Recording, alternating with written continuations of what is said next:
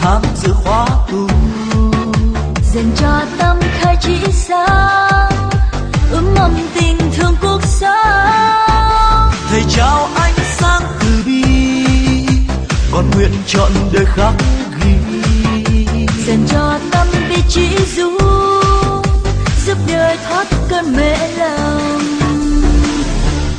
Anh em ta về đây tu học theo chánh pháp, mang yêu thương niềm tin gieo mầm trong nhân thế, cho tương lai đẹp tươi sáng người. Mai đến mai sau, thế giới kết hoa từ bi. Anh em ta về đây tu học theo chánh pháp, noi gương theo thầy cô ta nguyện luôn tinh tấn. Ta bên nhau cười vui nô đùa, nhớ mãi không quên, nhớ mãi khóa tu mùa hè.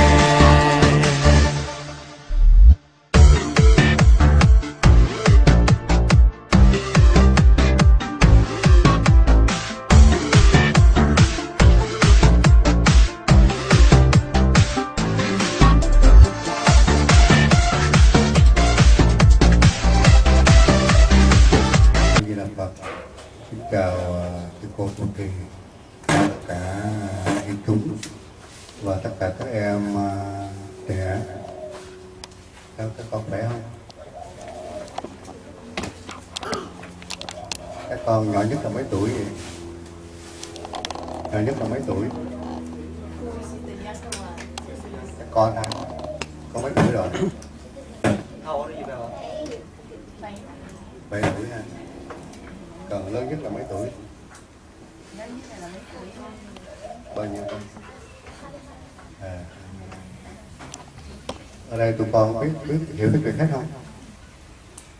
Hiểu tiếng Việt hết không? Có em?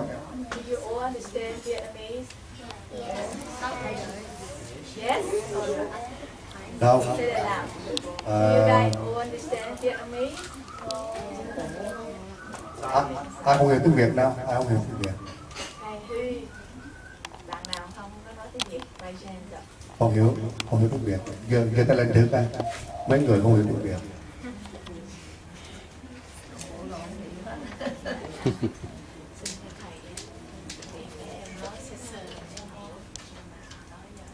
Có còn gì không? Có còn gì không? Ok. Rồi để cô ngồi bên. Nếu mà coi như là tốt nữa đó thì chúng ta đi vòng bên ngoài đường đó. Đồng ý không? Đồng ý không? Okay, so first, Thầy will guide you, Thầy will help you, Thầy sharing with you guys about the meditation, about the part of the, this is the, he's saying and then he trying to guide you how to practice it. And after that, he will help you guide, or he will guide you around the temple in walking meditation. So, do you agree? Yes? Yeah. Yes? Yeah. Vòng lớp ngoài nè, vòng lớp ngoài. Thế thì trước hết thì trước thiền là gì? Thiền là tính lượng hoặc là tư duy tu. Thì So meditations, what is the meditation is? Meditation is a calm and a pure. hay là chánh niệm. Or mindfulness. Thì cái thiền này có pháp môn về Như La Thiền hoặc là Tổ sư Thiền. Về Như La Thiền thì thiền về minh sát, còn Tổ sư Thiền về công án. Thì minh sát hay là Tổ sư Thiền, Như La Thiền thì thiền rất là phương thủy từ hồi xưa Đức Phật thực hành, và Đức Phật dạy chư tỳ kheo, chư đệ tử thực hành. Còn Tổ sư Thiền thì các vị tổ sau này tu hành thì công án, có một cái công án, ví dụ như là niệm Phật là ai, chúng ta cứ khởi cái nghi tình niệm Phật là ai, một câu này thôi. Sau đó khi nào mà mình tìm được ai là người tin Phật thì lúc đó sẽ khai ngộ. Nhưng hôm nay thầy chỉ nói các con về Như Lai Thiền cũng như là thiền về minh sát. So the meditation has many kind of many ways. Right? So one of the ways that is kind of awakened one.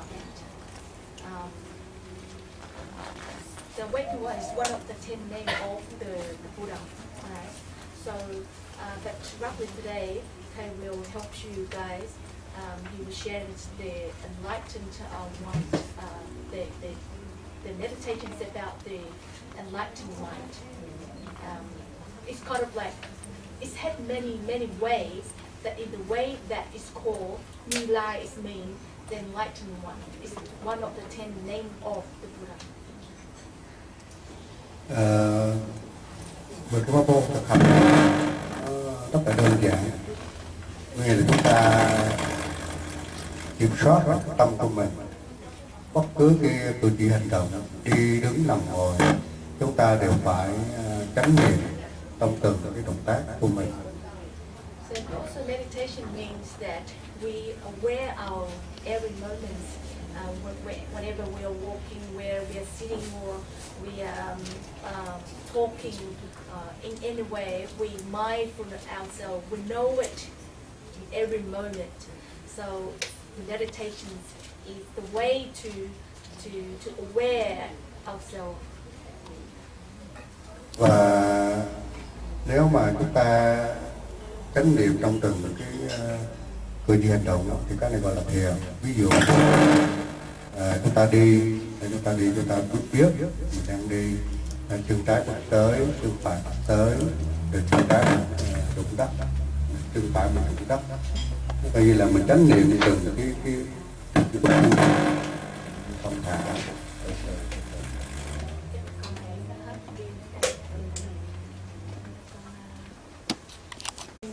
So our mind turning kind of bright and in a way that we aware ourselves. Và bây giờ ngồi nè, tụi con đang ngồi, con phải biết là mình đang ngồi ở đây, bây giờ và ở đây. So like now you are sitting, so you know that you are sitting. At this moment you know that you're sitting. Alright? Tụi con đừng có vọng tưởng nha, đừng có nghĩ bất cứ cái vọng tưởng gì, đừng có nghĩ gì hết, mà tụi con biết mình đang ngồi ở đây thôi. And don't be designed any kind of design. So we are knowing we are here in this moment we are sitting. Và bất cứ cái động tác nào đó, ví dụ như là tụi con làm việc gì cũng vậy, ví dụ như tụi con quét nhà, tụi con rửa bát, tụi con xếp đồ, tụi con đi vào phòng tiêu, tụi con uống nước, tụi con phải biết cái hành động của mình, từ cử chỉ hành động của mình và kiểm soát hết. Yes, like you also said that when you sweep in the house, you're cleaning or you are folding your clothes, or every moment you are every your movement, so you know that you are what you're doing. You're mindful in every action, in every speech, in every your thought as well.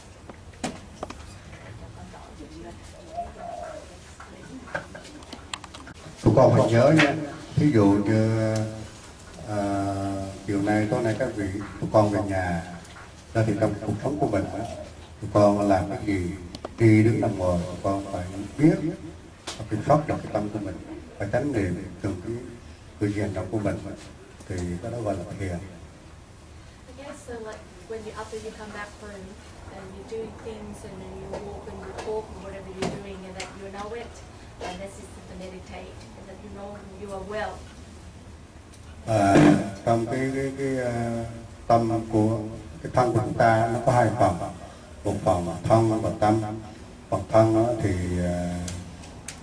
con biết được từ cái thân này, ví dụ là tụi con thấy lớn hay nhỏ hay là mập ốm vân vân.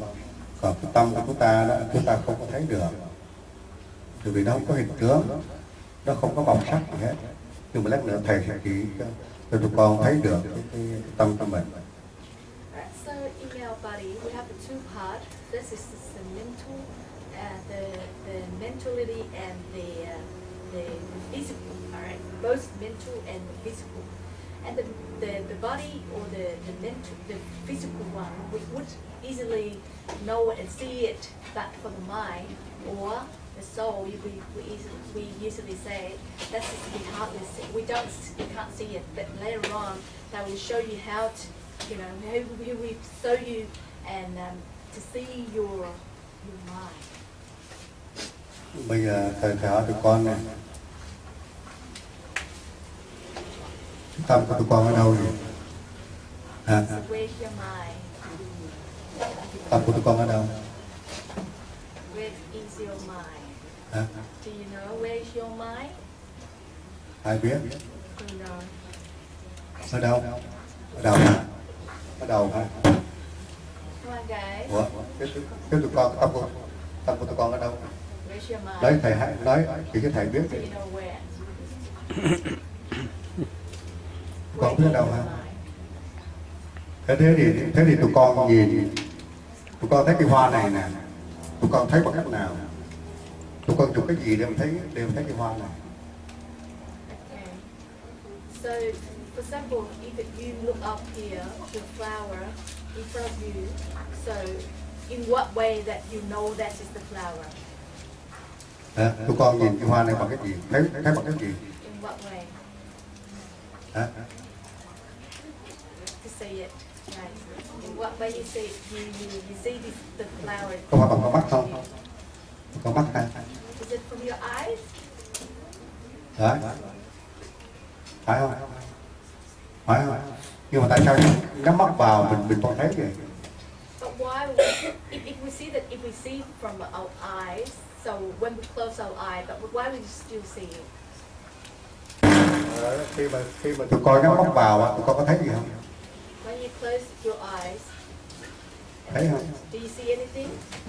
Thấy không? Thấy Do you see thấy anything? thấy bóng đen đấy.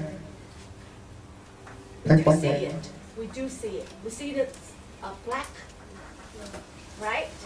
Okay. We see it's black. Đó thì cái tâm của chúng ta nó thể hiện qua cái lục căn, mắt, tai, mũi, lưỡi, thân, ngửi. So our minds will be showed in your five senses: your eyes, your ear, your nose, your tongue, your body, and your mind. Và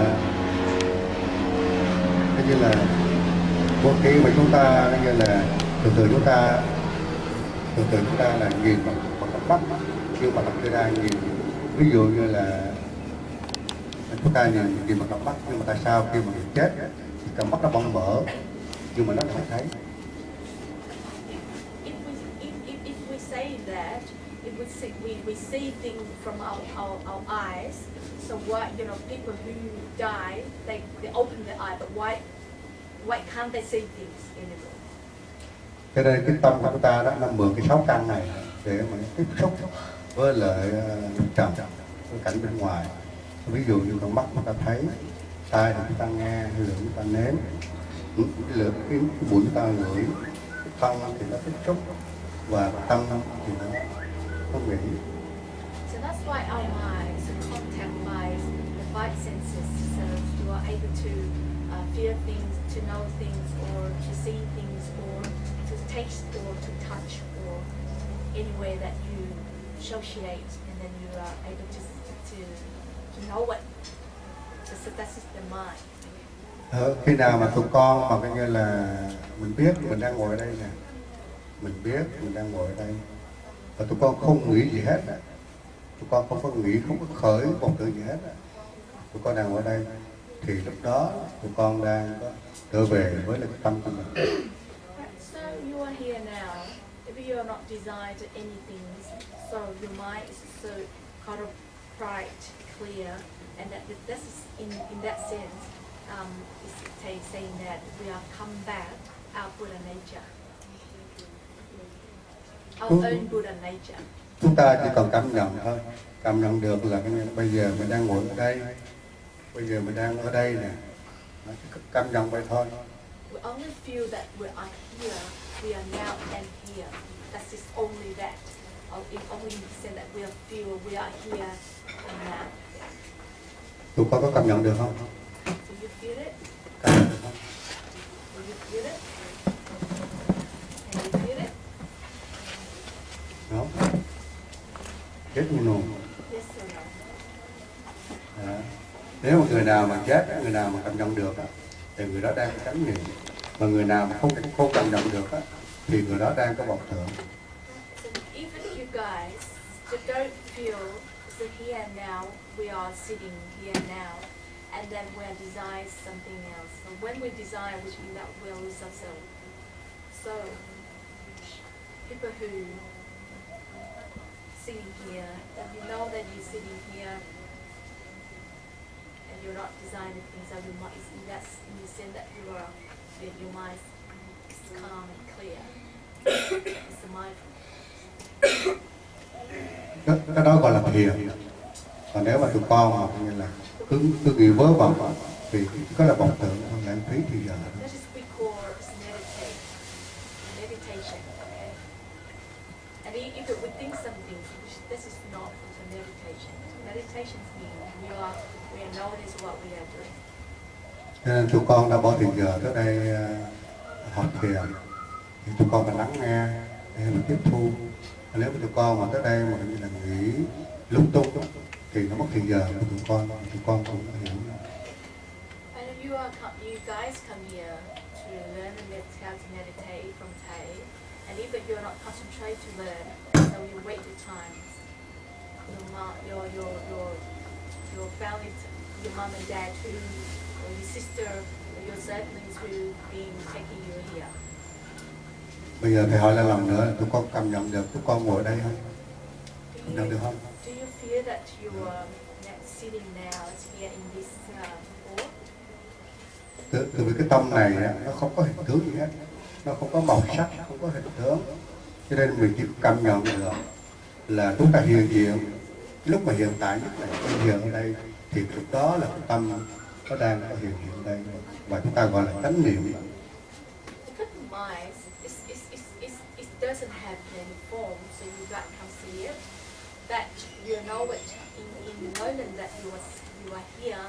That is the meditation. Và cái tâm này thì nó lớn thì không có gì bằng nó hết, nó có thể bao trùm được không, và nhỏ thì cũng không có cái gì nhỏ bằng nó hết. You know that is mind. If it's like the whole universe. Okay, the whole universal. But if it's like small, it's more like a seed. Thì là cái tâm của chúng ta đó là nó giống như cái hư không. So our mind is like it's like a whole universe. It's big, like the whole universe. Tụi con có thấy hư không không? Do you guys see it? Do you guys can see the whole universe? Thấy không? Thấy sao không thấy? Chúng ta thấy hư không đó. Bởi vì nó không có hình tướng gì hết.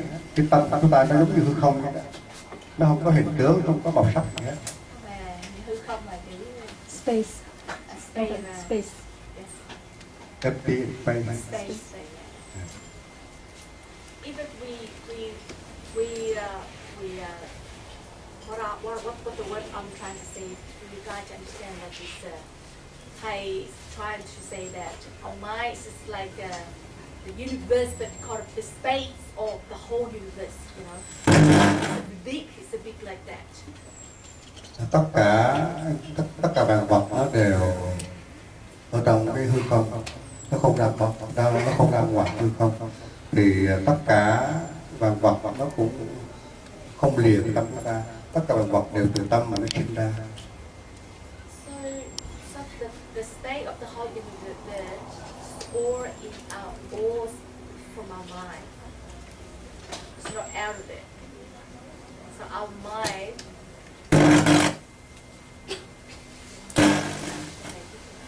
Và cái thân của chúng ta hoặc là những cái gì mà chúng ta có nó đều từ tâm nó sinh ra. Ví dụ như là hình dáng của tụi con này. Khi mà tụi con mà tâm mà hiền lành, tâm từ bi á, thì cái mặt thấy nó rất là dễ thương. Còn khi mà chúng ta tâm mà nó giận dữ thì chúng ta thấy cái mặt nó nhăn nhó hay là thấy nó khó thương, thì đó đều biểu hiện ra từ cái tâm của mình. So everything is from our mind. So it's like your form, your body now. So you will see the people who is very kind and polite. You know, you see that their face is very kind and look very beautiful. It's beautiful. But it's the opposite. If it's our mind is kind of angry, it's kind of hatred, and then our mind looks so what? It's ugly, isn't it? It's ugly tiger, right? Cho nên chúng ta cũng phải kiểm soát cái tâm của mình trong cái cuộc sống. Chúng ta đừng có để tâm nó sâu nặng lên, nó dữ, hay là tâm nó khó chịu hay nó buồn phiền. Để chúng ta nên giữ cái tâm đó cho nó an vui, cho nó hạnh phúc. Thì muốn như vậy thì chúng ta phải tập thiền mỗi ngày.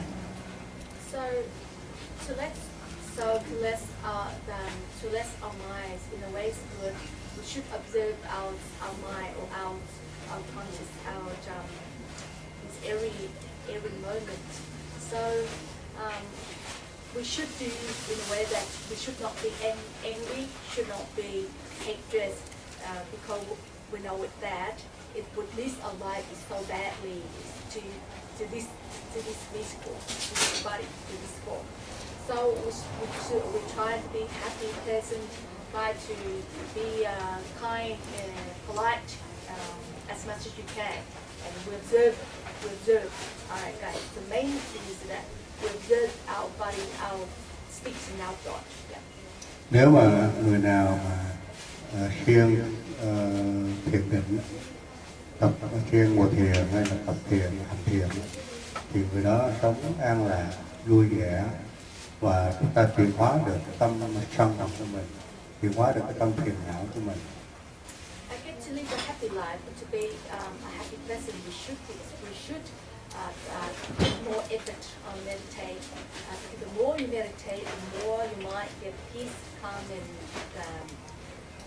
and pride. So should be in mind. Có những cái trường hợp vì cái vấn đề gì nó nhỏ không mà chúng ta không kiểm soát được tâm của mình đó, thì mình dễ rất là bực bội, khó chịu. Thì lúc này mình không kiểm soát được cái tâm của mình. Alright, you guys at the back see it? Yes. Alright, so you saying that all of the small things, the small thing happen to you guys, small happen to you. But if we cannot manage it, so our lives, it's leads our lives so badly. So that's why the meditation is the way to manage ourselves in the ways well, and it's help our lives a lot. Cho nên nếu mà chúng ta tập ngồi thiền, chúng ta sẽ vượt qua được những cái chướng ngại, thử thách, hay là chúng ta giải quyết được những cái vấn đề một cách rất là tốt đẹp, không có xảy ra những cái trường hợp không có tốt. So meditation is a good way to overcome all the hard or all the difficulty things.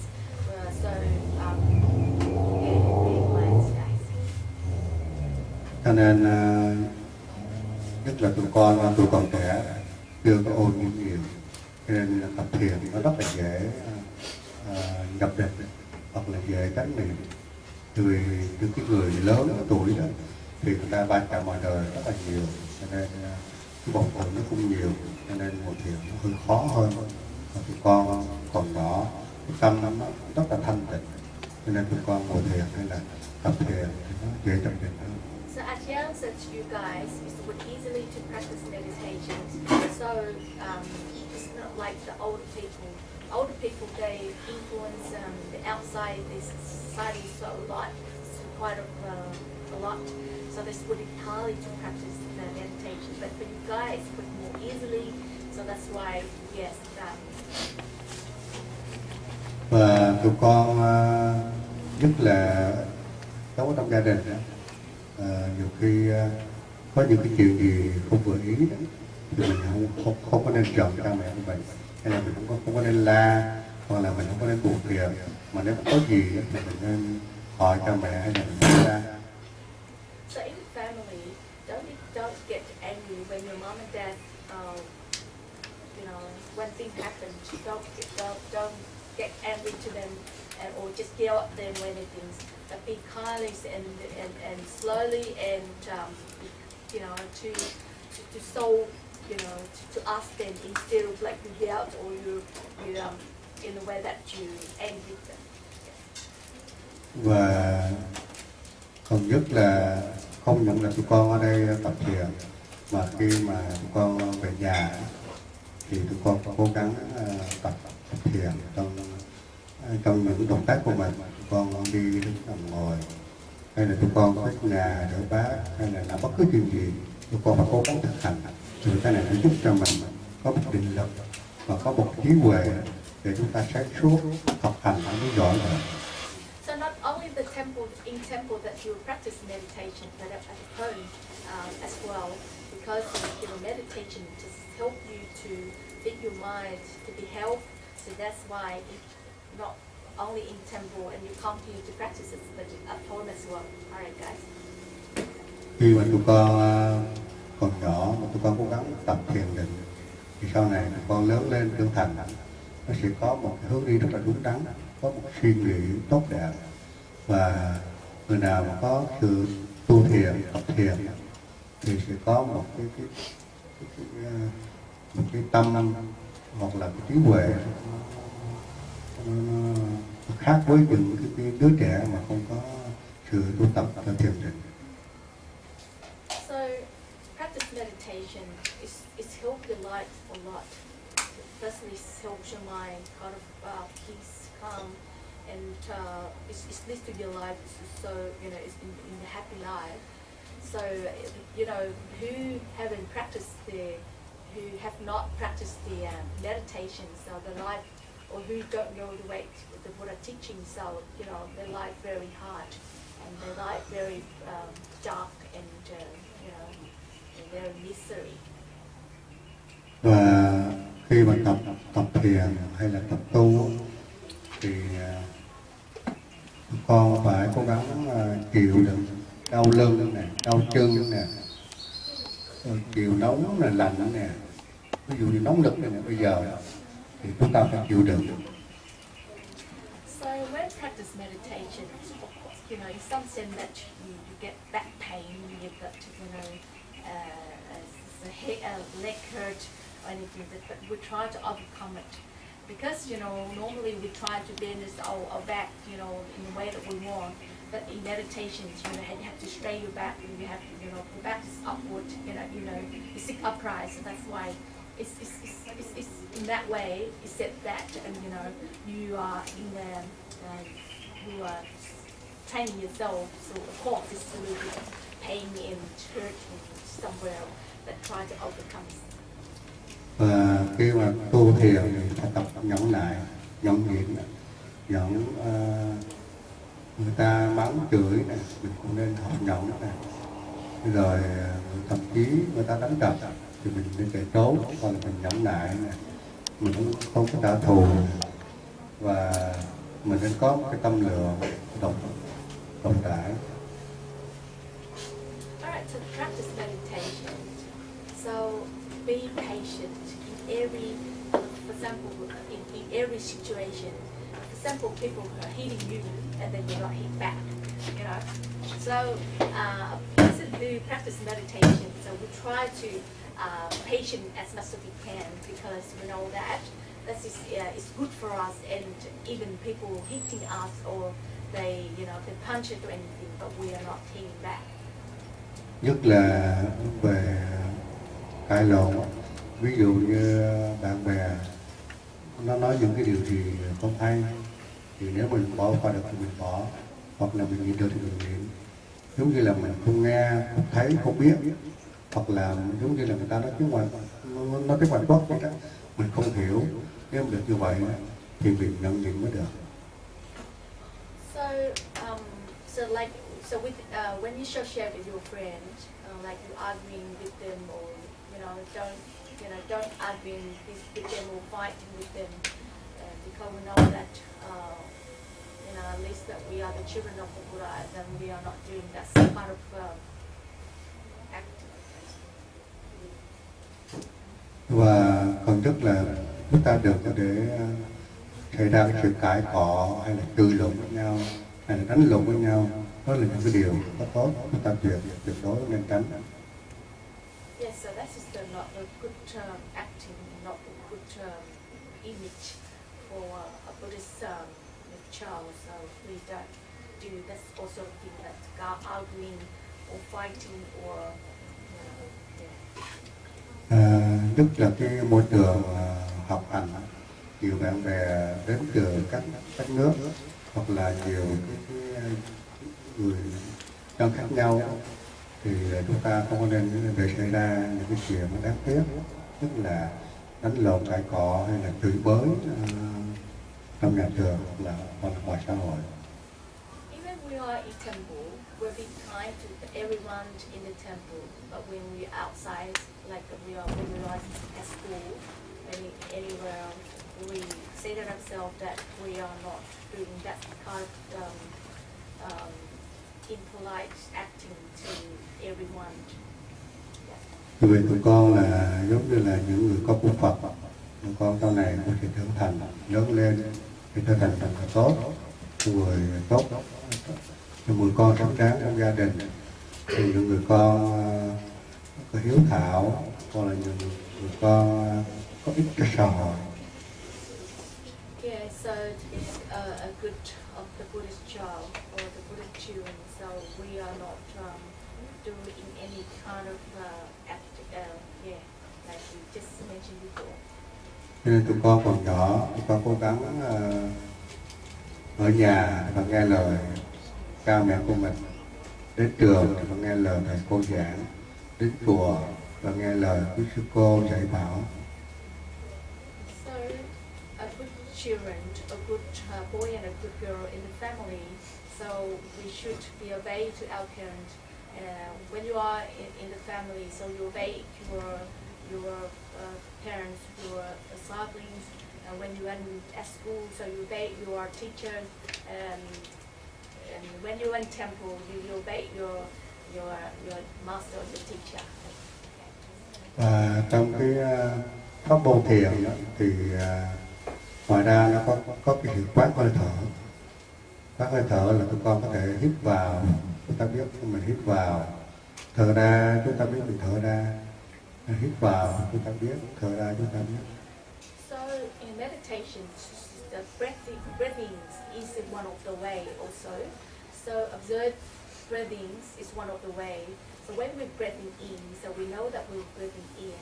When we're breathing out, we know that we are breathing out. So that's what we call observe breathing. Thì đó là những cái phương pháp để mà hàng phục tâm, để mình phục tâm, hoặc là có người ta quán cái bụng mình nó phồng lên hay là nó xẹp xuống, phồng lên xẹp xuống.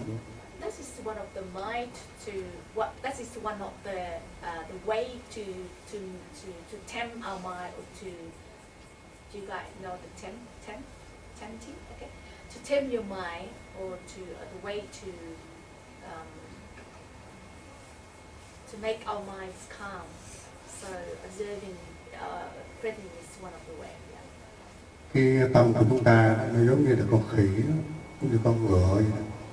Đó thì nó cứ nhảy đầu này, nhảy đầu nọ. Cho nên vì vậy mà nó lăng xăng suốt ngày. Nên chúng ta phải kiểm soát nó bằng cách là chúng ta phải cho nó một trò chơi. Ví dụ như chúng ta quán hơi thở, theo dõi hơi thở của mình, hay là chúng ta biết mình đang làm cái gì, thì lúc đó tâm nó sẽ không có chạy nhảy lung tung, nó không có khởi vọng được. Our mind is like a monkey. It's like an untamed horse.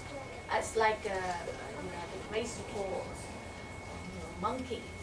So it's always, that it's always thinking this, thinking that, always jump.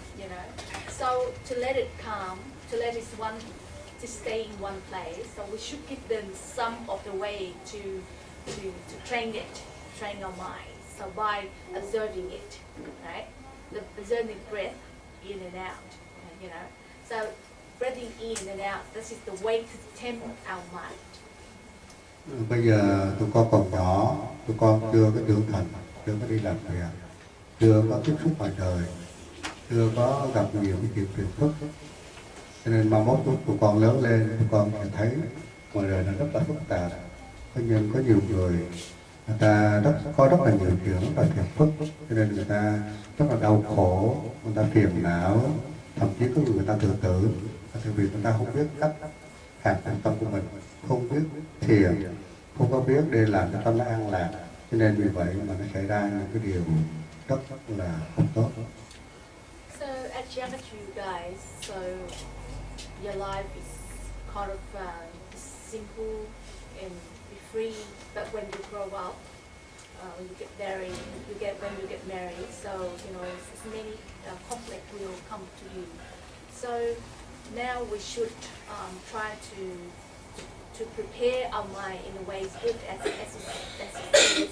And we will see this, some people who don't have the way to tame their mind. Maybe they get suicide because they don't have way to solve. They got stuck. See? So you are guy lucky. You are here to learn what I'm teaching, and you know the way how to solve it. You know the way how to get out of all of the heart or the So at least we have way to to solve it. So yes, có nhiều người lớn, người ta sống ở xã hội Tây phương, đi làm quá nhiều và người ta bận rất là nhiều việc, cho nên khi mà nó xảy ra sự việc ví dụ như thất nghiệp hay là một sự cố nào đó thì người ta không có biết làm gì, ta rất là phiền não, đau khổ, và người ta không biết cách để mình giải quyết vấn đề, cho nên vì vậy mà người ta sống trong cái sự đau khổ và phiền não. Nếu người ta biết vào thiền thì người ta sẽ buông xả, người ta sẽ thảnh thơi, là tập hít thở, tập trở về với chánh niệm trong cuộc sống hàng ngày của mình, thì cái đầu óc và tinh thần nó sẽ nhẹ nhàng và nó sẽ thoải mái. So you would say that many old people in Western, especially like Australian or America, you would see that people they're working very hard. They don't have time to look after their mind. So when hard things come to them, and then they don't have way to solve. All right. So they live in a way it's very suffering.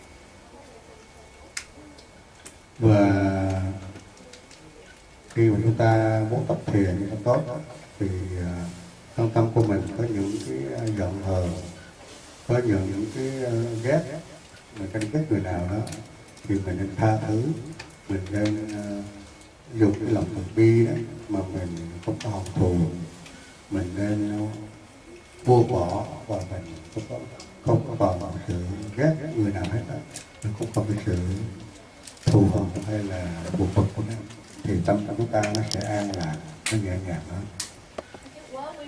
While we sit and meditate or we practice meditation, any people, any kind of people make us, to make us unhappy, sad or anything. So we say that we try to sympathize. Okay, try to forgive them in any sense. We try to forgive because while we meditate, that is the way to solve all the bad connection from you and the person who you hate or you don't like. Bây giờ tụi con còn bây giờ tâm tụi con có cái ai không, có còn giận người nào không? Do you guys, okay, all of you guys, do you get angry or get sad with people, any people? Do you guys still in this moment? All right. So do you guys get sad or get angry with anyone in you? Yes, no. Yes or no? Sure. You sure? Come on, guys. At this moment, in your mind, do you get angry or you get sad or you get upset? Anyone? Và sau này khi mà tụi con trưởng thành, tụi con cũng nên nhớ nhé, từ vì những cái điều mà chúng ta ghét người khác hay là chúng ta hòn người khác là không có tốt, chúng ta không nên đeo vào trong tâm của mình mà chúng ta vứt nó luôn, bỏ nó luôn. Thì đúng như là thùng rác đó, chúng ta nên để nó đi, cái đường đừng có để vào trong tâm của mình. Cũng như rác mà chúng ta để hoài thì nó thúi, chúng ta bỏ nó đi, tâm của mình nó thâm trầm. So even now, you guys don't get, even in your mind is empty with your angry or you're hating someone. So, but in the future, even you get sad someone or you get angry with someone, just see it that when it's arises in your mind and you immediately throw it, don't keep it with you, in you. So it's like a bean, the bean, you know. When the bean is not good, isn't it? The bean the smell is very stinky. So we should immediately throw it. Don't let it in your house, or don't keep it as long as you keep. Don't. So that's just see all the anger or the hatred.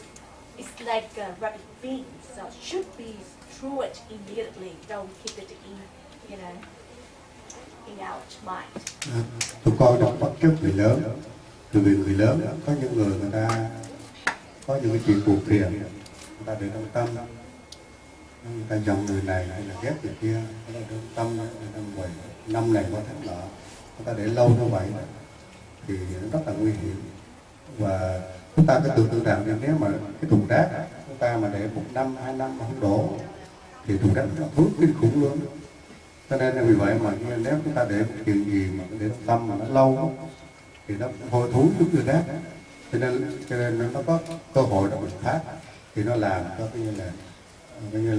người ta sân si lên, lừa người ta dọn hờn lên, người ta buông ra những cái lời nói nó cay độc. Cho nên vì vậy mà tụi conต้องbắt chước người lớn cái chuyện nó không có tốt. So for the older people, they hardly overcome or they hardly sympathize all the people who they hate or they get angry, because you know they influence in the world or in life is so sticky, so really hardly. So so Thầy just give it an example that for them to keep someone who they upset or they don't like it for long, it's like a rabbit beans, maybe a year or 2 years time or more than that. But Thầy like you to see that we are not like that.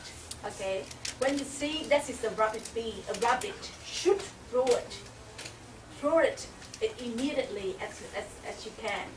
Don't keep it, because the more you leave it long in the years, years by year, the more the rabbit bean become what? The rabbit bean, you are not throw it. You keep it 1 or 2 year times. Imagine how's that? Imagine how's that? It's very, very what? Come on, say it, guys. It's very smelly, very bad smelly, very stinky, very, people won't, we have, accept the rabbit bean to keep it that so long. So at the same. So when people who will feel sad, make ourselves sad and what?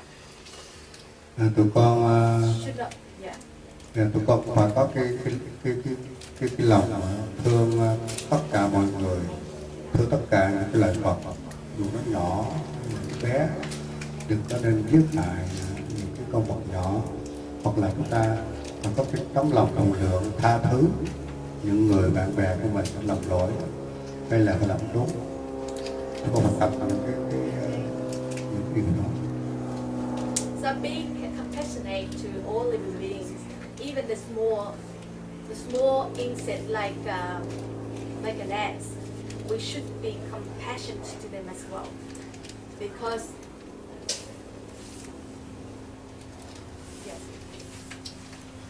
Và nếu mà chúng ta bây giờ là có những tâm đó, tâm chúng ta nó sẽ đến lúc nào cũng an lạc, vui vẻ và thoải mái.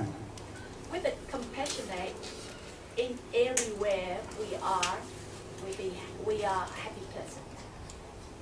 Và bây giờ trở lại cái ngồi thiền thì nó có hai tư thế, một là bán già và một là kiết già. So in meditation, they have two kinds of sitting. One is called a full lotus flower, and one is a half lotus. Và cái tư thế bán già thì chân trái để lên chân phải. And the half lotus is with the half lotus at the left on top of the right, Hoặc là chân phải để lên chân trái. or other way around. Bây giờ tụi con thực tập luôn nha. So now Bây giờ tụi con qua đàng hoàng try lại. now practice it. Đó. Và cái già đó thì chân trái để lên chân phải, chân phải cái là chân trái, cái là gọi là kiết già. And for the full lotus flower, the full lotus on Là tụi con tập của kiết già. the left on the right and the right on top of the left, which means it's a full cross. All right. And the half lotus, so the right on top of left or left on top of right. Và làm sao? Và tay phải để lên tay trái. And the right hand on top of the left. Và cái lưng đó, lưng tụi con phải thẳng nha. Lưng đó, cái lưng tụi con phải thẳng. Make sure your back Nè tụi straight. con tập đó. Make sure your back straight. Okay, sit upright. Đó, tụi con tập Upright. Your back up. Sit upright. Yeah, your back. Make sure the back straight. tụi con tập của cái già trước ha. Nếu tụi con đau quá, tụi con trở lại bán già. Okay, so now first you try the full lotus. If you can't, and try the half lotus. All right. So now with the full lotus, the left leg on top of right and Và cross the other one up. và tụi con đừng có đổi nha, đừng có đổi tư thế. Khi nào mà chịu hết nổi, nó chịu hết nổi thì mới đổi nha. And don't change the position. When you feel really bad, try to feel, try to overcome it as much as you can, and don't change the position. Okay. So now try to do the full lotus. Vì nếu mà tụi con mà đổi qua đổi lại, lát nữa là nó rất là đau vô cùng, chịu không nổi đâu. If you change the position, it will get pain. Is very pain. It's okay, very pain when you change the position. So that's why just leave it, and then it will release. Okay, guys. Nè, ở đây còn chỗ này. Cái mấy cái này chậm quá. Qua đây này. Who sit on this side? If I did speak Portuguese, go on this side. Tụi con ngồi cho thoải mái đi. And then you can sit. All right, don't touch each other. Okay, don't touch. Okay. Make sure you separate your friends, guys. Cái như là tụi con cái lưng phải thẳng nha, lưng phải thẳng. Và tụi con đừng có nhìn xa quá, mà đừng có nhìn thấp xuống. Và chúng ta nhìn vừa thôi. Okay, then you back straight. Up, sit upright, guys. Upright. Yes, listen. Cool. Yeah, good, yeah, very good. Yeah. Sit upright. Không bắt con này nữa quá. Nếu mà con ngồi cái già không được, của bán già thì cái chân này cái là chân kia đó.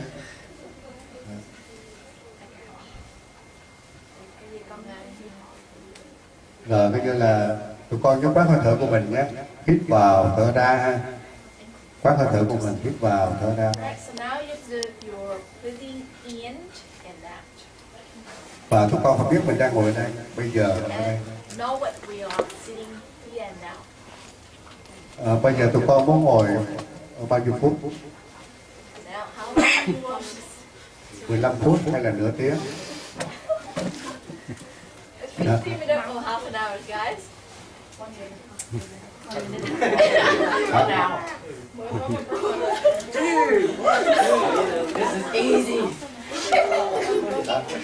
Tụi con muốn ngồi bao nhiêu phút? Nửa tiếng không? 15 phút. 15 phút. 15. Okay, 1 minute. Nói 5 phút nữa sẽ theo. Tụi con nhớ nha, 15 phút không được tôi một tưởng nha. Không được tôi một tưởng nha, ok. Okay, 50 minutes, but please don't deny anything. Just concentrate on your breathe in and breathe out. Rồi tụi con sẵn sàng chưa? Are you ready? Tụi con có hỏi gì không? You want to ask anything? You want to ask anything? Yes, right. Go. 50 minutes, yes. 15, not 50. 15. 15, 15. Cái Chị Thanh lên, lấy cái bell. lấy cái chuông đi. Nè, coi như là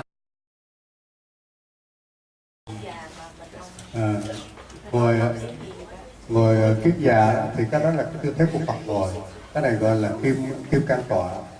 Và cái tư thế này đó thì ma quỷ nó thấy mình ngồi như thế này nó rất là sợ, và cái tư thế này ngồi được rất là lâu. Còn cái bán già đó thì ngồi nó không có được lâu dài, và tư thế này thì tư thế bình thường thôi, cho nên tốt nhất là chúng ta ngồi tư thế kiết già. With the full lotus, this is one of the best way. That's like the Buddha who practice it. With the full lotus, when the demons see you guys with the full lotus, so it's scared or it's fear of you guys. So that's why Thầy reckon that here with full lotus, that is, and also help you to easily to concentrate. Your mind get up. Yeah. And with the half lotus, that is a normal sitting. So if you can't sit with the full lotus and try to sit a half lotus, that he reckon that even if you guys can, so with the full lotus. Yes. What if you can't do the half lotus? Nếu chưa không ngồi bán già được nữa thì sao được vậy? Thì vậy tụi con nằm ra luôn. Yes, you understand, right? Thôi thì tụi con ngồi tự do. Alright, so people who can't sit with the full lotus or half lotus, and then you can sit normal, but in a way that you mindful yourself, okay? Nhưng mà nếu mà Know it. Yeah. nếu mà bán già mà tụi con ngồi không được là tụi con tệ, rất là dở đó. Okay, guys. So try to train ourselves by just now. This is a new chance for us to train ourselves. So try to put the half lotus. If you can't sit with the full lotus. At least. Alright, guys. Và tụi con nhớ khi nào chúng ta đi ngồi thiền thì đừng bao giờ mặc quần dày, đừng bao giờ mặc. Từ cái quần này nó cứng cái giày đó, nó khó khăn lắm. Chúng ta nên mặc cái quần nó mềm. So when we meditate, so the way would easily for you to lift your leg up. So with normal or soft clothes. With the jeans, it would be a bit hard because it's a bit kind of what is that? It's hard, or so it's hard to put up your leg. So he reckoned that Thầy reckoned that you guys, when you're sitting, the meditation to wear the soft clothes, would easily for you guys. Có hỏi gì nữa không? You guys like to ask any other question before we meditate? Bây giờ chúng ta bắt đầu được chưa? Ok ha. Can we start it now? Yeah. Okay. So please put your water aside. Don't let it close your body, because you would touch it, you would hit, or you would it would fall down and get wet in your spot. So please put aside. Thì là có người kiểm soát ha. Careful. Thí dụ đứa nào ngồi mà như là cứ nhìn trước nhìn sau, quay qua quay lại, hoặc là ngồi thẳng thì nhắc nhở ha, nhắc nhở. Cho nên tụi con ngồi cho nó thẳng nè, ngồi cho nó đàng hoàng nè, không có quay qua quay lại nữa nhé, không có nhìn tới nhìn luôn, rồi không có ngã ra rồi hướng tới rồi đó. Chúng ta cố gắng ngồi cho nó thẳng và rất là chánh niệm.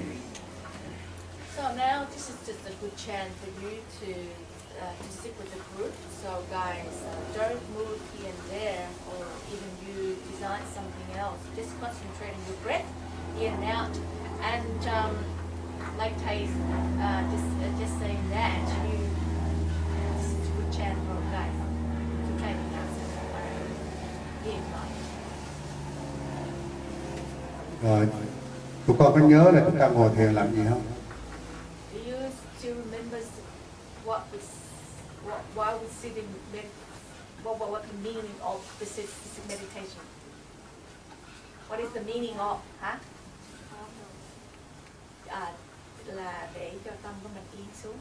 Nhưng mà tụi con có nhớ là mình ngồi để làm cách nào cho tâm nó yên không? Do you still remember in what way to make our mind calm?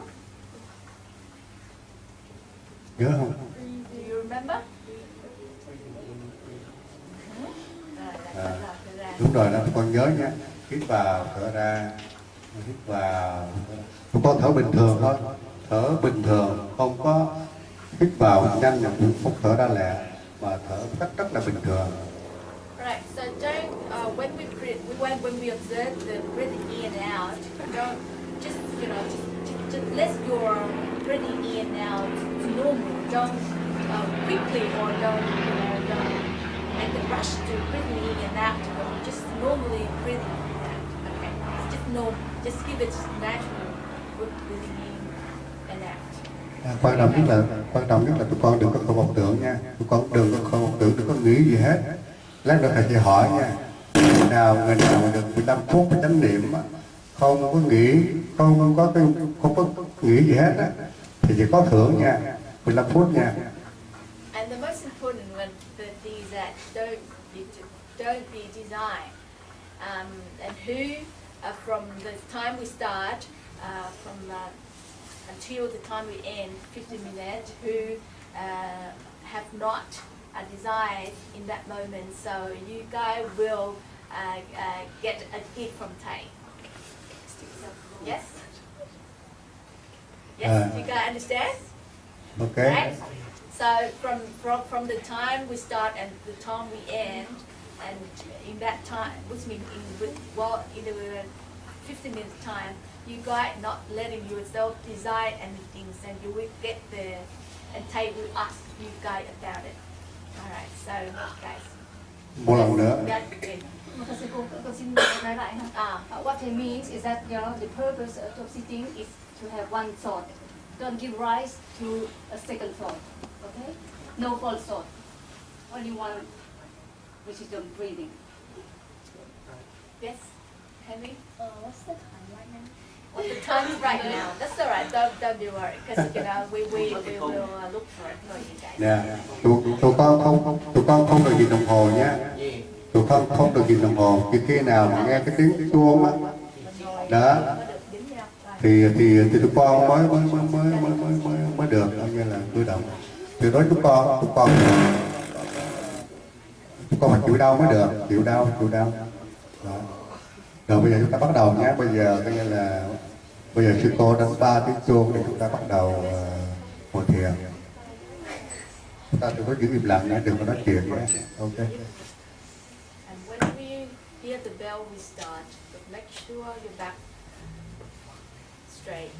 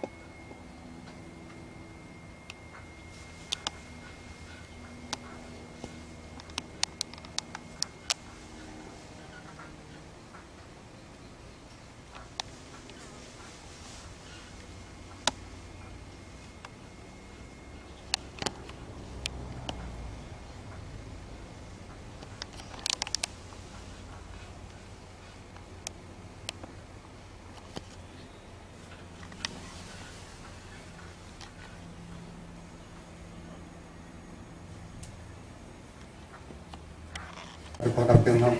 Đau không? Cái chút xíu mà đau gì? Cái chút xíu mà phải không? Tập tập cho quen. Tụi con coi như là tập đau cực cho nó quen, sau này trưởng thành mới làm được việc lớn. Cái tụi con mà chịu đau chịu cực được, sau này không có làm được việc lớn.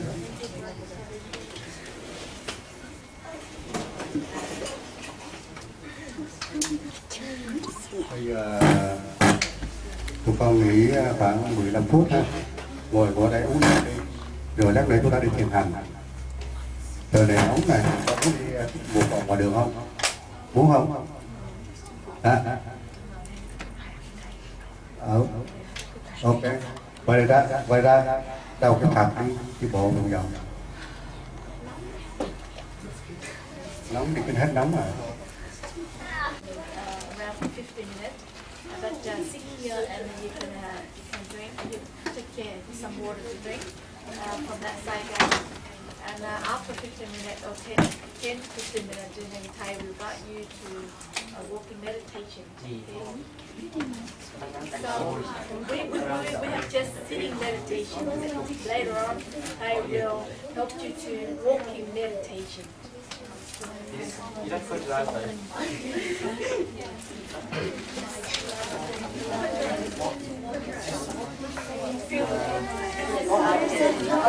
Yeah, you don't have to, you need to solve, and then this is a great chance for you to see Thầy from French. This is his first time, guys, so take the chance to ask him, and he will certainly answer the question for you guys. So, yeah, now the paper there and pen, write it down and give up here, and then we answer it. Okay, and we'll translate for Thầy, and then Thầy will answer for you guys. Okay. After the question time, so you guys will walk meditation around the park. Actually, no, yeah.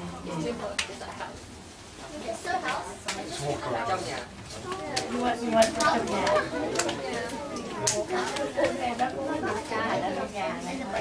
Bây giờ là hồi trước rồi đó. Okay, so let's just lay that down. Don't worry. I know outside. Không có gì xong gì. Ok. Thì bây giờ cho hồi trước nè, rồi cho anh đi thiền hành. So now it's question time. All right, guys, please. Are you ready?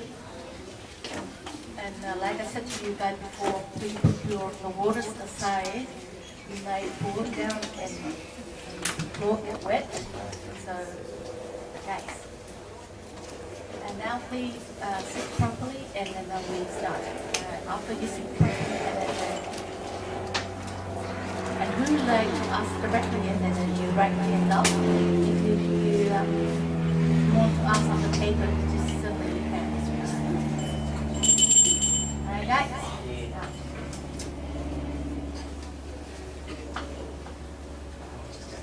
Okay, and you?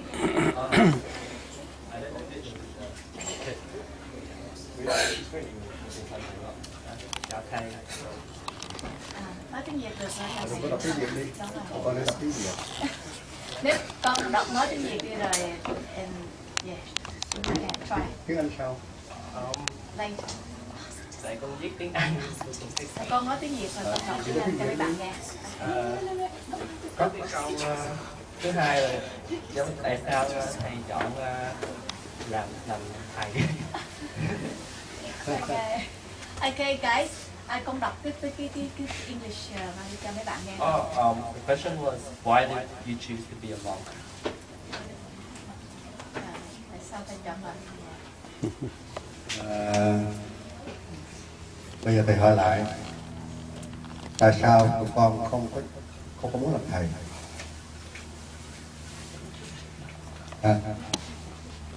Bây giờ trước hết con trả lời đi, tại sao con không muốn làm thầy?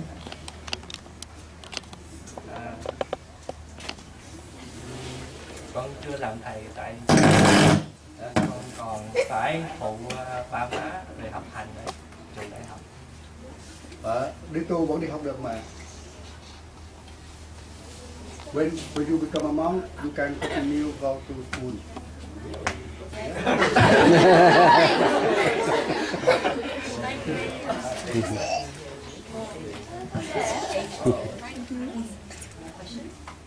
Yes, more question. Yes, yes. So you guys understand all that, right? I'll read this in English to go. How do I stop desires during meditation? How do I stop desires during meditation? Like being distracted. Tại sao cách nào để bạn ngừng những cái vọng tưởng lúc ngồi thiền? Làm sao mà để ngừng những cái vọng tưởng lúc ngồi thiền? Để ngừng ha. Khi mà tụi con tập trung vào cái để mình thiền quán, khi mà tụi con tập trung vào cái hơi thở của mình á, thì mình sẽ không có vọng tưởng. Còn ngược lại thì nó sẽ có vọng tưởng.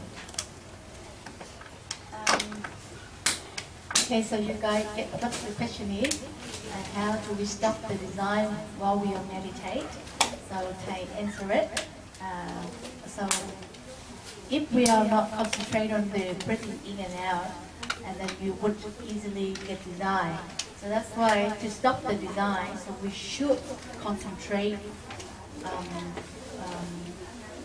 all the time, which means that continually observe your breathing in and out. Alright, guys. Next question? Any more questions? Okay. Last one. Okay, you have three. Câu hỏi trước chót đã bao lâu thầy đã làm thầy? How long have you been a monk? Okay, đã bao lâu thầy làm thầy bao lâu rồi? Dạ. Cũng đã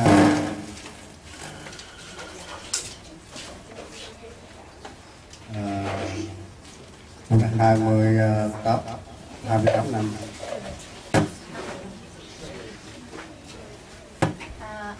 So the question number 3 is that how long Thầy been a monk, and Thầy was answered that he has been a monk for 28 years. 28 years. Okay, guys, got it? All right. Any more questions from you, Professor Andrew? Okay, another question. Okay, hang on. The question of someone gave it to me that I need to read. All right.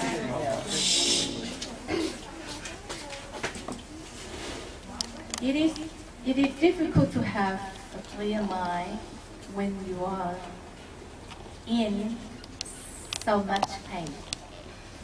Can you offer any advice? Có nghĩa rằng là cái câu là thầy là nó rất là khó để cho mình có những cái tâm sáng khi mà mình có nhiều cái sự đau ở trong lúc ngồi thiền. Như vậy thì có cái đường những là thầy giúp advice là cho ý kiến là cái đường nào để có thể giúp mà mình để làm cho cái tâm của mình nó trong đây thì để là clear mind là tâm sáng, nhưng mà ý là các con nghĩ là an tâm, nó rất là khó, và nó rất là khó, nó rất là khó để mà có. Thì hồi nãy thầy cũng nói rồi đó, chúng ta phải ghi xả, tha thứ những cái điều, những cái câu chuyện mà nó không có tốt trong cái lòng của mình. Giống như là mình trung buồn quá khứ, quên đi những cái chuyện quá khứ thì có cách đó thôi. Bởi vì quá khứ thì nó đã qua rồi, chúng ta không nên để lại trong lòng của mình. Nên là có những cái chuyện gì âm ỉ hay là nó không có tốt trong quá khứ thì chúng ta coi như là quá khứ đã chết rồi, thì chúng ta sẽ không còn vương vấn, không còn chấp trước vào và không còn những cái đó nữa, thì nó sẽ quên lãng, và quên lãng thì chúng ta sẽ sống với hiện tại thì có những cái sự tốt đẹp.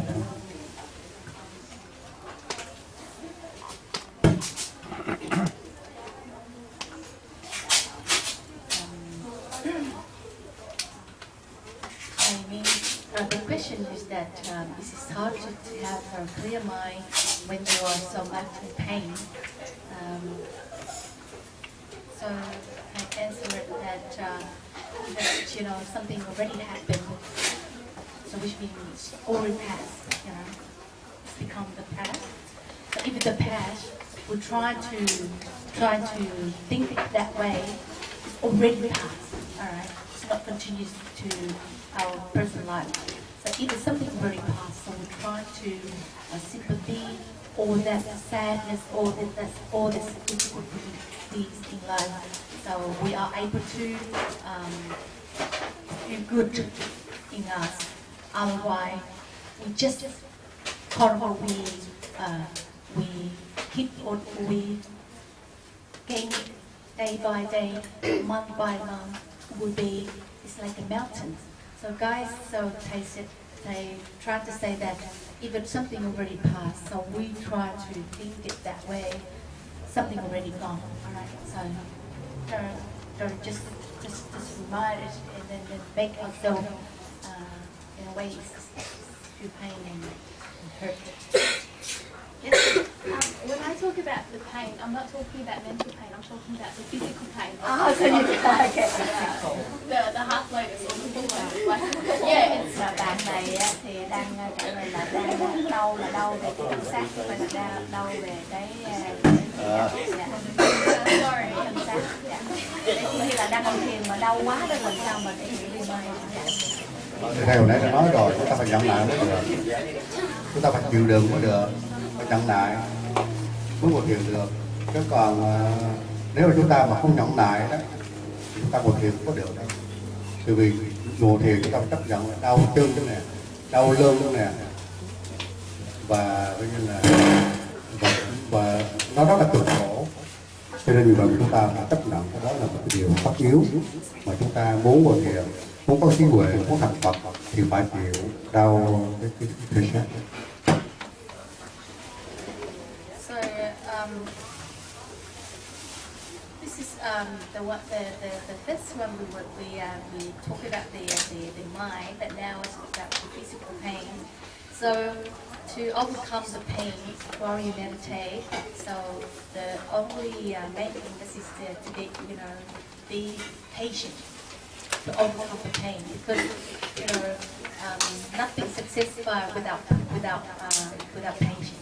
So even we're sitting meditation to become the Buddha, in the future we should try hard and be patient to overcome all the pain.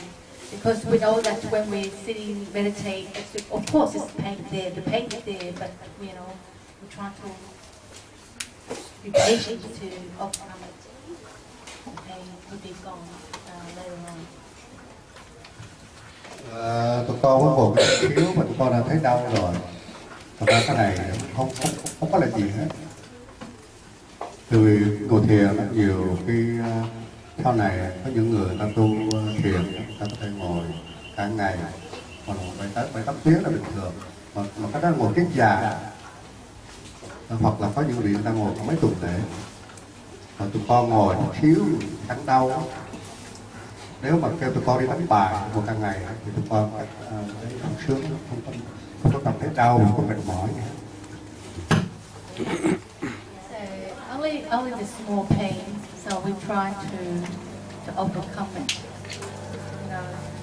One of most a lot few the patriarchs or virtuous monks, when they practice meditate, they meditate around 8 hours to 10 hours or to 12 hours a day.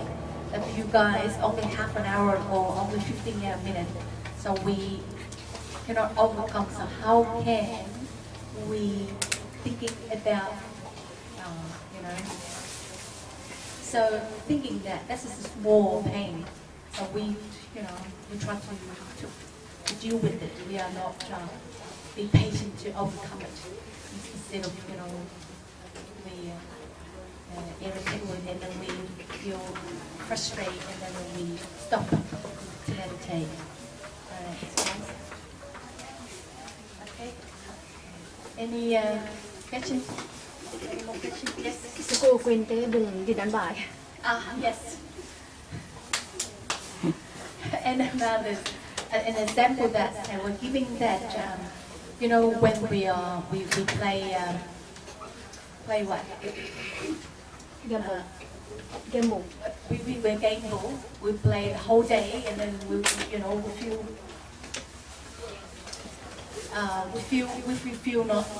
feel not paying anything. No, but when we meditate or we do something good and we start to feel, all right, this is pain and this is hurt and this, this is irritating and we stop. But even we gambling, so and then the whole day, and you're not thinking any pain or anything, Do you get what I mean? So pain, thinking that, if you do something, this is, it's not really. Not good like gambling, so we can deal with it all day. But when we do something, it's virtuous, and then it will become a certain pain, and we complain so much about that. So, all right, guys. Next questions? Yes. Someone.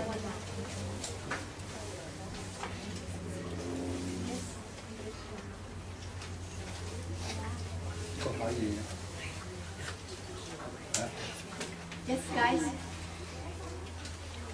So this is a great chance for you to ask. So, Any question? You can ask any question.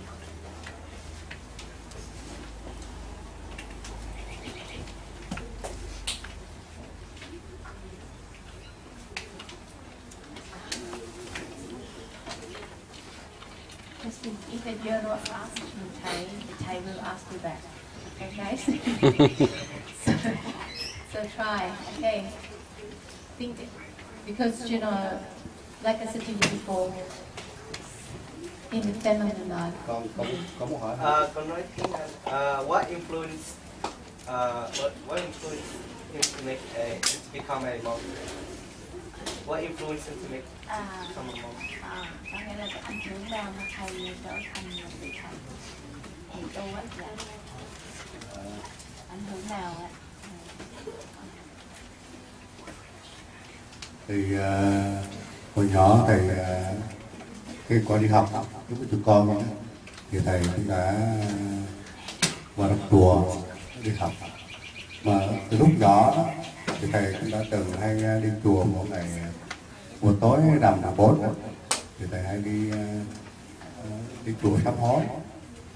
Từ hồi xưa những cái chùa ở làng quê đó thì mỗi khi rằm hay là 30 đó thì đi tới chùa bạn bè đó, cũng như tụi con đó, đi tới chùa sám hối. Rồi sau này lớn lên thì thầy sống ở trong chùa đi học, rồi thầy cảm thấy có nhân duyên với Phật pháp, cho nên thầy phát tâm thầy đi tu. Con hiểu không? What about you? Mấy bạn khác không ta? Okay, thầy bạn Andy asking that any influence thầy to become a monk, and he said yeah, when he was young like you guys, he used to go to the temple to learn, and he learned the Buddha Dharma, and after that, from said at your age, around your age, and after that he decided to become a monk. After he seemed observe and learn about Buddha teaching. Tụi con đây có ai lớn lên muốn đi tu không? All you guys, Con đây. do you think that when you grow up you become a monk and a nun in future? Yes. Yes. Jimmy. Justin. Sorry, Justin. Yes. Okay. Rồi có bạn là Justin, khi lớn lên bạn Justin sẽ nói đi tu với thầy. Tên gì con có tên gì? Justin. Yeah. Now give Justin a big clap, guys.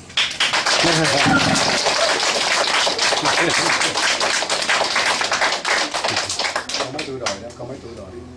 10 tuổi. Tại sao 31 con lại muốn đi tu? Why do you want to become a monk? Live a happy life. To live a happy life là một cuộc sống an vui của thầy. Good, very good. Very good. Thầy cũng chúc cho con thành tựu cái ý nguyện của mình.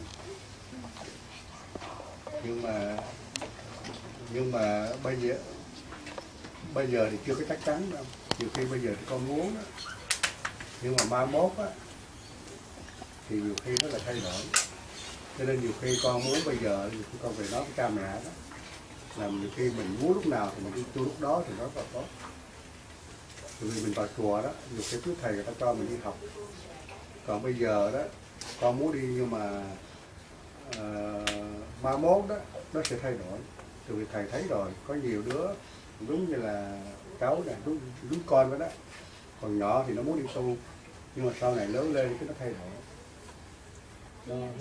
Nó không có muốn đi tu nữa. Từ vì cái tâm mà muốn đi tu đó, nó chỉ có một thời kỳ thôi. Nó chỉ có một thời kỳ mà nó qua rồi thì nó mất đi cái giống như là hạt giống bồ đề á, nhiều khi nó thay đổi đi, khi môi trường khác nó lại thay đổi, nhưng cái này tùy duyên thôi. And do you guys understand? Con hiểu không? Con nói tiếng Việt giỏi không? Chắc ở nhà nói tiếng Việt phải không? Đó, tụi con ở nhà phải nói tiếng Việt nhé. Ở nhà phải nói tiếng Việt, đừng có nói tiếng Anh. Tụi con ra đường á, đến trường á thì nói tiếng Anh. Nhưng mà khi về nhà đó, tụi con anh em với nhau nè, đó, và nói tiếng Việt và nói tiếng Việt với ba mẹ của mình. Bởi vì tụi con đừng có để mai mốt này nó mất cái gốc đi thì nó sẽ tốt. Có hiểu không? Hiểu không? Yeah, Nhớ nha. They actually really want you guys to try to speak Vietnamese when you are home, because that is one of the way to bring the to make you have another language, but this is the Vietnamese. This is to maintain our possibly our black. And I tell you what, really want you guys to speak Vietnamese, guys. So try as much as you can. And about Justin, he vowed to, when he grow up, he would become a monk. And they really welcome and really happy about his saying. But he may change in the future. But they reckon that Justin should let his parents know about his want to become a monk in the future, and whenever you want to become a monk, and then your parent will remind you, instead of at the time it's just you want to become a monk, but your parents just ignores it, and the time is past, and then you don't have that chance again. Justin, you get me? So just let the parent know whenever you want to become a monk and send you to the temple, instead of ignore and then the time will pass and then you don't have that sort of wish for that good wise again, because it's our mind will change. Yes. Với lại cái tuổi tụi con bây giờ đó, nói tiếng Việt nó rất là dễ và nghe nó mau lẹ, học rất nhanh nữa, cho nên tụi con cố gắng nói tiếng Việt ở trong cuộc sống của mình, trong nhà của mình. Cái đừng để mai này tụi con phải đi học lại tiếng Việt thì nó mất thời giờ nữa, nó lâu mà nó khó lắm. Cái tour này là tụi con tiếp thu rất là lẹ, tụi con nói nó cũng nhanh nè, học nó cũng lẹ nè, tiếp thu nó cũng dễ dàng.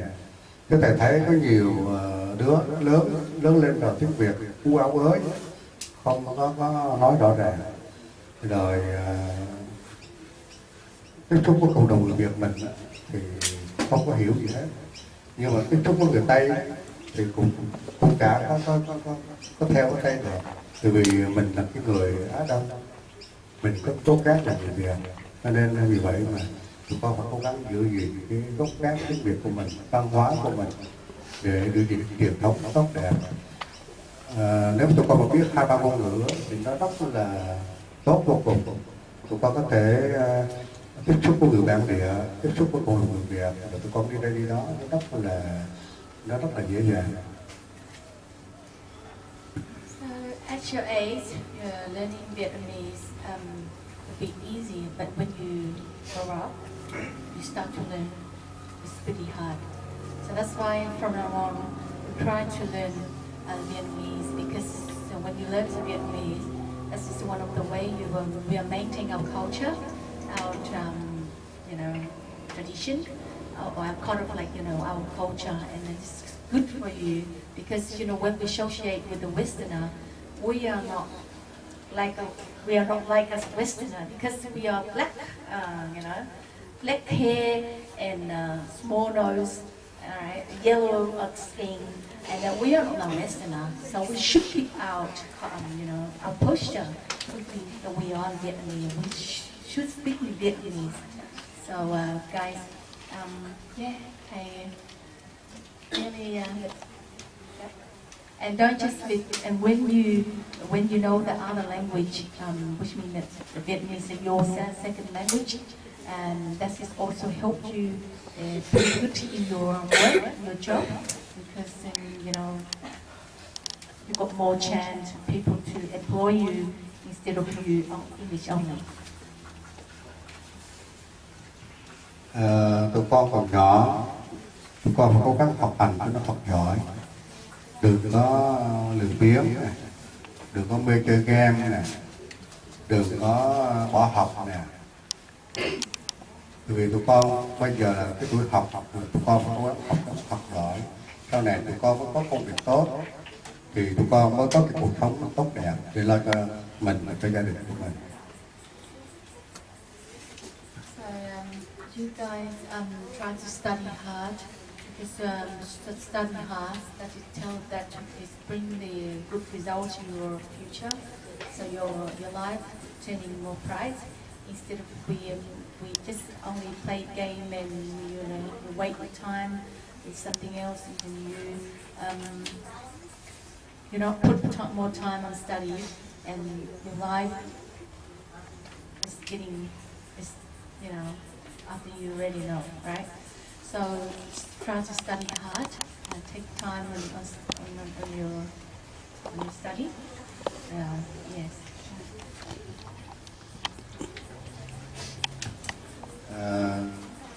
Tụi con cố gắng học khi còn nhỏ, mà tụi con học giỏi, sau này nó có một cái căn bản, sau này lớn lên những lớp lớn thì nó cũng có cái đà giỏi rồi, thì tụi con sẽ học nó dễ hơn, và nó càng lớn thì học nó càng khó.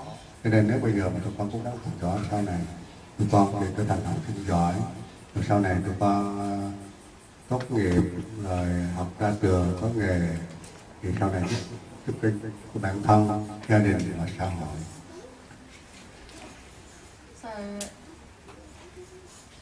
So when you put more time on study and you study hard and you got the basis, and when you got the basis, so you are able to, when you grow up, when you get to the high school or university, because you already have the basis, And if we don't learn from now, or you don't have the basis, so it will be hard for you when you get up. So that's why study hard and you have the basis, and then your life is, it will be easy, yes, happy, light, clear. And when you study hard and you get a good job, and then you are able to contribute to the society, because people who like to contribute something, but they don't know much about, they don't, that their study is so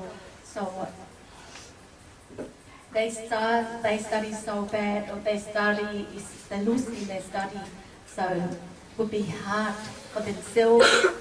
Don't say that they can help in the society. So you study hard. That is one of the ways for you to contribute to the society.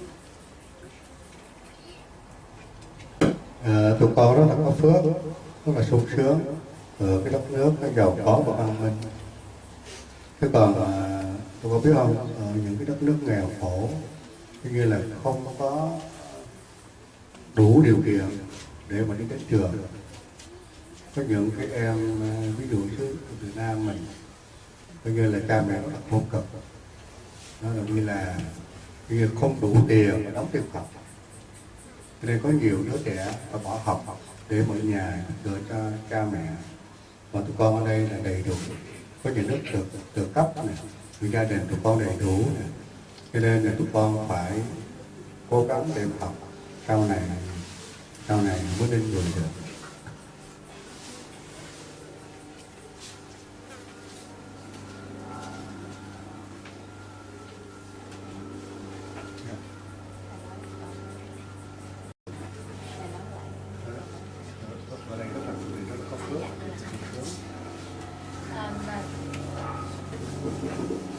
Guys, pretty lucky to live in a civilized country like Australia.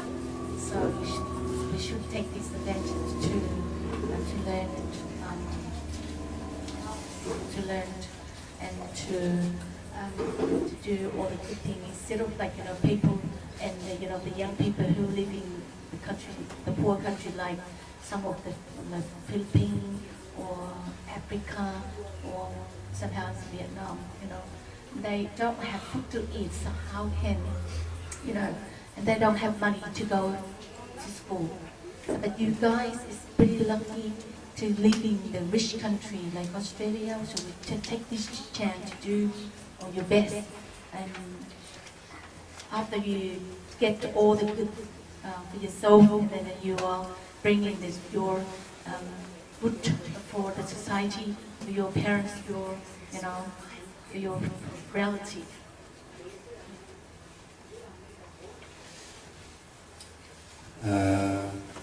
Một lần nữa thầy cũng tán thán công đức của tụi con. Trời nóng nực mà tụi con có phát tâm đến đây tu học, thì họ nói là tụi con cũng có tâm hướng thiện, cái tâm đến chùa, và thầy cũng cầu mong cho tụi con thường xuyên đến đây để cố gắng học hỏi rồi tu tập, thì sau này tụi con sẽ trở thành người tốt, giúp đỡ cho gia đình, cái đạo và cho đời. And Thầy really appreciate you guys, even the thought because we talked today, but you guys come here to learn, and he really appreciate, and he really I am proud of you guys, yes, and he wished that you guys come here frequently to learn the Buddha teaching, and after you learn the Buddha teaching, you apply it in your everyday life and make your life and your make a better life for yourself, your parents. So Thầy now is a wish for you all the best. Yes, that's what I can say. Do you have any more questions, guys, to ask? Có câu hỏi gì nữa không? Thì ông hỏi thì bây giờ chúng ta chụp tấm hình kỷ niệm xong rồi đi thiền hành khoảng 10 phút ha. Chúng ta đi tới đây thôi. Các lớp muốn cảm ơn thầy cho chỉ lại các lớp. Dạ, chúng con cảm ơn thầy.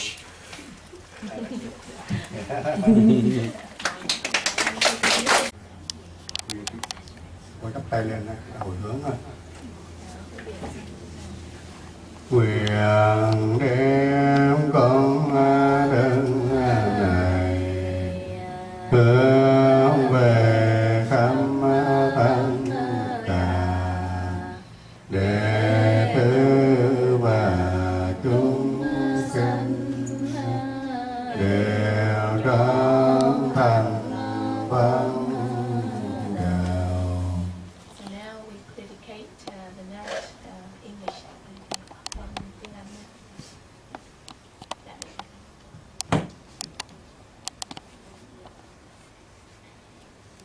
May the merit made by me now or at some other time be shared by all saints and beings here, by rejoicing in this cause, these gifts of merit given by me. May all sense and believe in a happy life, be free from hatred, and may they find the path secure, and they good wish all succeed.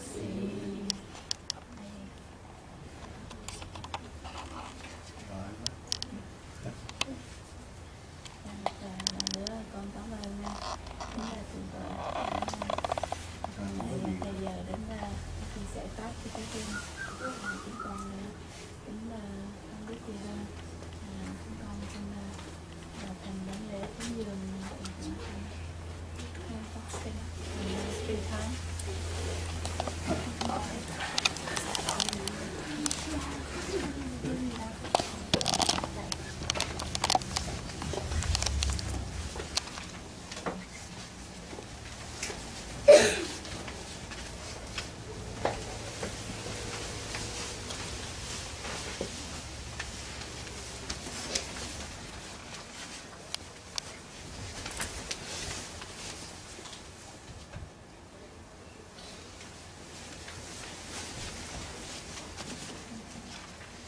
Trước khi rời khỏi đây cũng chúc cho cô sức khỏe để lo việc Phật sự cũng như là hướng dẫn tụi nhỏ, tụi trẻ sau này nó sẽ biết về đạo, nó phụ sự tam bảo của Thiền, nó được cũng cầu mong cho cô phát triển. Và thầy cũng chúc cho tụi con mạnh khỏe, sức khỏe, học giỏi, là những người tốt trong xã hội. Ok, Nam mô A Di Đà Phật.